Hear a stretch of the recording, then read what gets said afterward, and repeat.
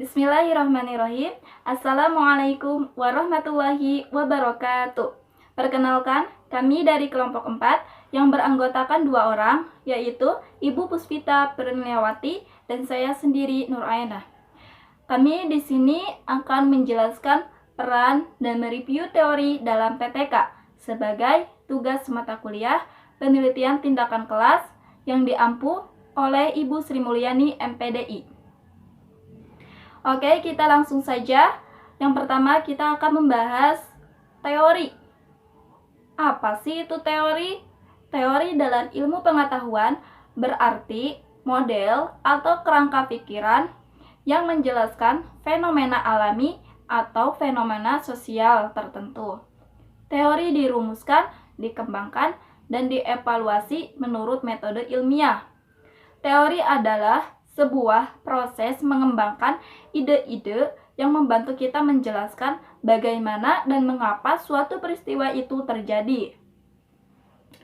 Teori merupakan sebuah sistem konsep yang abstrak dan hubungan-hubungan konsep tersebut yang membantu kita untuk memahami sebuah fenomena. Selanjutnya, peran teori dalam PTK. Apa saja sih peran teori dalam PTK itu?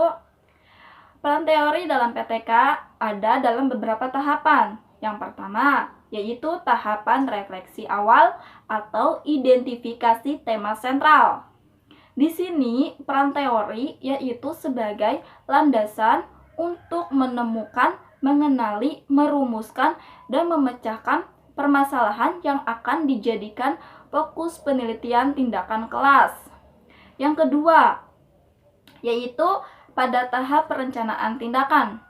Teori dijadikan sebagai dasar pertimbangan, perumusan rencana tindakan, dan perumusan hipotesis tindakan. Yang ketiga, yaitu tahap pelaksanaan tindakan. Peran teori yaitu sebagai pengarah, pemandu, dalam melaksanakan tindakan. Yang keempat, tahap pemantauan, pengamatan, dan pelaksanaan tindakan. Teori ini dijadikan sebagai sumber kriteria untuk mempertimbangkan ketepatan arah dan kualitas perubahan yang ditimbulkan tindakan yang dilakukan. Yang kelima, yaitu refleksi.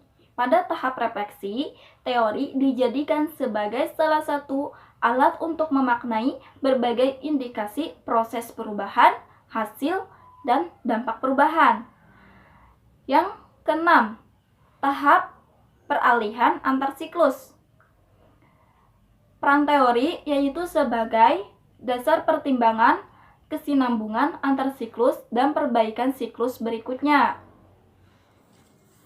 Mereview teori dalam penelitian tindakan kelas ada 4 hal. Ada 4 hal penting dalam kajian teori atau meninjau teori, antara lain. Yang pertama, selektif. Artinya, teori yang dipergunakan sebagai landasan teori harus berkaitan dengan A. Relevasi. Teori yang digunakan harus relevan dengan permasalahan atau sesuai dengan permasalahan yang dikaji. B. Usai pustaka, gunakan pustaka terbaru atau paling mutakhir karena banyak terdapat perubahan dan perkembangan teori lama yang mulai jarang dipergunakan. Yang C. Bentuk materi pembelajaran konstruktivisme, bahwa anak diberi kesempatan menggunakan strateginya sendiri dalam belajar secara sadar. Bentuk macam pustaka atau kajian teori meliputi jurnal, buku-buku dari dalam maupun luar negeri. Yang kedua, komparatif yang diperbandingkan adalah bobot materinya seperti definisi-definisi konsep variabel dan atau proposisinya analitis, yang terakhir kritis. Demikian materi dari kami. Sekian, wassalamualaikum warahmatullahi wabarakatuh.